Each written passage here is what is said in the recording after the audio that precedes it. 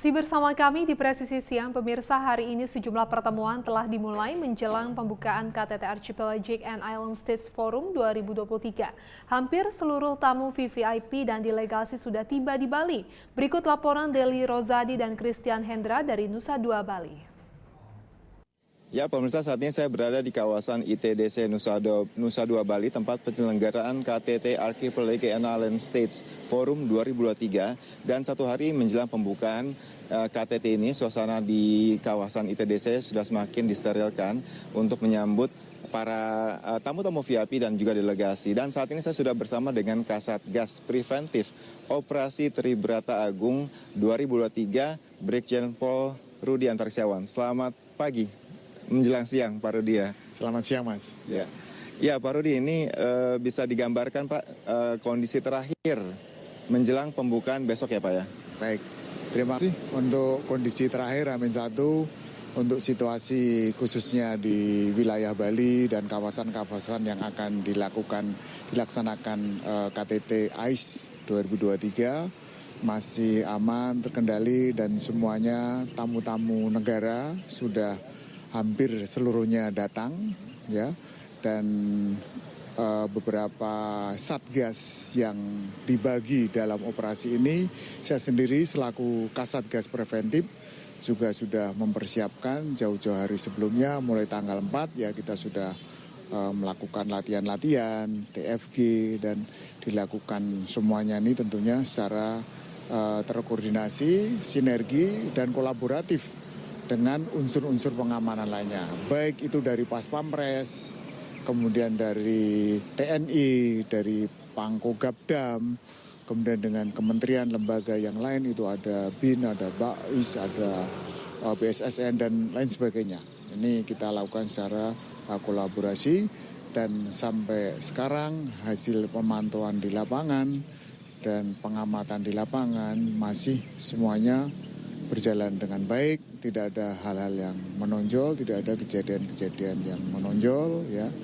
Dan insya Allah pada hari hanya itu juga bisa akan dilaksanakan dengan baik kegiatan ini yang akan langsung dipimpin oleh Bapak Presiden kita, dan pimpinan kita juga sudah melakukan pengecekan apakah itu Bapak Panglima TNI, Kapolri, kemudian juga dibantu pejabat-pejabat TNI Polri juga sudah melakukan pengecekan ke tempat-tempat lokasi, venue-venue yang akan dilakukan kegiatan ini. Termasuk langsung mengecek kesiapan anggota di lapangan. Dari pemantauan di monitor Command Center ya, Pak ya, itu sama sekali tidak terlihat ya ada potensi-potensi. Kalaupun ada, semua sudah terpantau dan bisa diantisipasi, Pak ya? Ya. Insya Allah sudah bisa termonitor dari Command Center, dari posko yang dilengkapi dengan jumlah CCTV yang sangat banyak, ya, mulai dari kedatangan di bandara, kemudian di perjalanan, termasuk anggota yang dilengkapi dengan alat-alat komunikasi yang bisa langsung interaktif, apakah itu body worm, body cam, kemudian juga aplikasi-aplikasi yang lain terpantau masih lancar. Baik lalu lintas juga bisa diatur dengan baik, semua tamu bisa sampai ke akomodasi, ke tempat kegiatan juga masih lancar, termasuk kalau ada beberapa tamu yang sudah melaksanakan ada kegiatan tambahan mungkin juga masih lancar, kemudian termasuk gangguan lainnya, misalnya ada unjuk rasa dari saudara kita, kelompok-kelompok tertentu menyampaikan aspirasinya, juga sudah kita siapkan, kita antisipasi, ya, dan sejauh ini belum ada, dan kemungkinan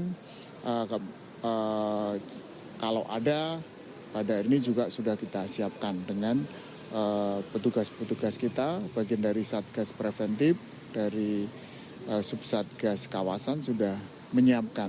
Jadi penanganan apabila ada yang menyampaikan unjuk rasa, penyampaian pendapat, ini akan kita arahkan di lapangan Renon. Nah, di tempatnya sudah kita siapkan, dan apabila ada beberapa orang, kelompok yang mungkin akan melakukan itu, kita bantu untuk transportasi, kita bawa dengan kendaraan secara humanis, ya, kemudian biar menyampaikan dengan baik dan nyaman di Renon. Karena kalau mungkin di jalan itu bisa mengganggu aktivitas masyarakat maupun dari tamu-tamu yang akan menuju ke lokasi kegiatan. Jadi itu mekanismenya seperti apa Pak untuk jika ada massa yang ingin berunjuk rasa, apakah mereka harus sebelumnya melapor dulu ke polisi atau langsung polisi yang ketika melihat ada potensi akan berunjuk rasa, polisi kemudian mendekati dan melakukan secara persuasif untuk mengarahkan? Kalau untuk menyampaikan pendapat di muka umum ya atau unjuk rasa ini kan sudah diatur dalam undang-undang. Jadi pasti mereka sudah memberitahu ke kita dan kita akan mengakomodir, dan kita juga ada satgas yang sangat preemptif ini sudah tahu ya ada untuk mengantisipasi itu. Jadi apabila ada yang sudah sampaikan tadi, ada beberapa kelompok, beberapa orang ini apabila di jalan misalnya membentangkan sampah, spanduk dan lain-lain akan kita himbau, kemudian kita siapkan kendaraan, kita bawa dengan ada bus ya dengan petugas yang humanis, kita bawa ke lapangan Renon dan di situ disiapkan juga negosiator ya dan kita lakukan. Pak Rudin, ini Satgas Preventif mungkin bisa dijelaskan Pak turunannya, unit-unitnya itu apa aja Pak yang bekerja mengamankan KTT AIS? Ya, Satgas Preventif adalah Satgas yang artinya pencegahan dari gangguan Kamtibmas, gangguan yang lainnya ya. Ini kita ada beberapa sub di situ. Ada 5 sub satgas. Yang pertama sub satgas bandara. Jadi pengamanan di bandara, mulai tamu berdatangan ya, orang-orang yang diperkirakan akan mengganggu ya. Nah, ini sudah kita antisipasi di situ.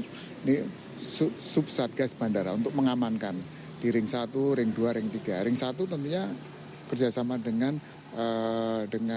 Pas Pampres, karena yang bertanggung jawab udah Pampres, kita bertanggung jawab di situ ya Pas Pampres ya, kita akan memberikan perbantuan sterilisasi K9 di situ dan koordinasi dengan Pas Pampres. Ring 2 dengan Pangku Gabdam ya, kemudian ring 3 juga kolaborasi dengan TNI yang ada di jalan-jalan. Kemudian yang kedua adalah Subsatgas pengamanan hotel-hotel yang dijadikan akomodasi untuk menginap dan lain sebagainya.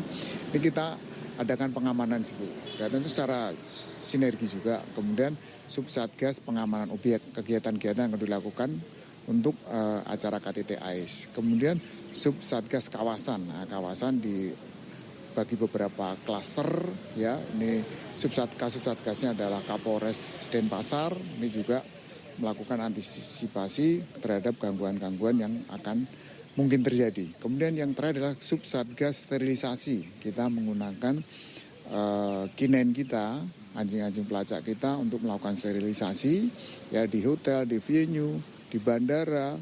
Kita libatkan K9 kita dan kerjasama dengan unit Jibom ya yang ada di Brimob maupun dengan TNI di Subsatgas sterilisasi. Kemudian kegiatannya juga melakukan mengatur juga, menjaga, kemudian bersama-sama Satgas Warolake untuk mengamankan jalan, rute yang dilalui, ya.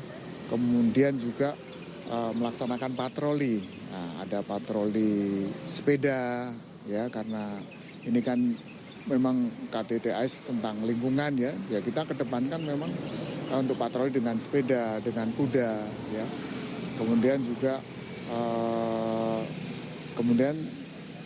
juga melakukan pengamanan di objek-objek yang akan dilakukan itu. Begitu.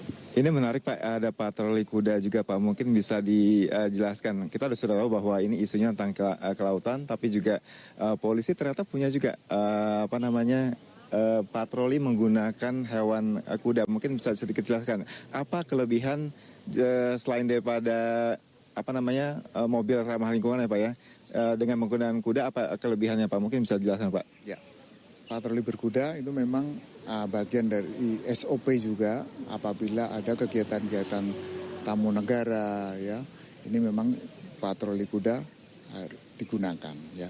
Kemudian kelebihannya juga tentunya ini patroli kuda lebih ramah lingkungan, kemudian dia lebih fleksibel, bisa masuk ke tempat-tempat yang tidak bisa dilalui mobil, kendaraan, bisa, dan lebih humanis ya. Kemudian sepeda juga ada, Kalau kita Satgas yang lain, Satgas Polrolaker juga menggunakan pengawalnya menggunakan mobil listrik, sepeda motor listrik juga sudah digunakan itu. Ya.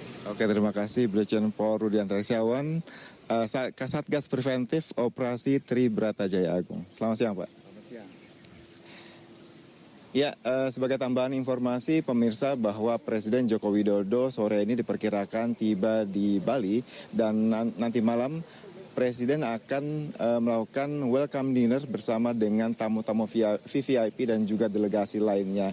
Dan besok baru akan dibuka secara resmi konferensi tingkat tinggi Archipelagic and Island States Forum 2023. Dan demikian laporan saya untuk sementara. Deli Rozadi dan juga Christian Hendra dari Nusa Dua Bali kembali ke studio di Jakarta. Informasi tadi sekaligus menutup jumpa kita di Presisi Siang hari ini. Saksikan terus tayangan Polri TV melalui website tvradio.polri.go.id dan YouTube TV Radio Polri, serta channel siaran digital terestrial 34 UHF. Saya Ibda Almira Sabira. Terima kasih atas perhatian Anda, selamat siang dan salam presisi.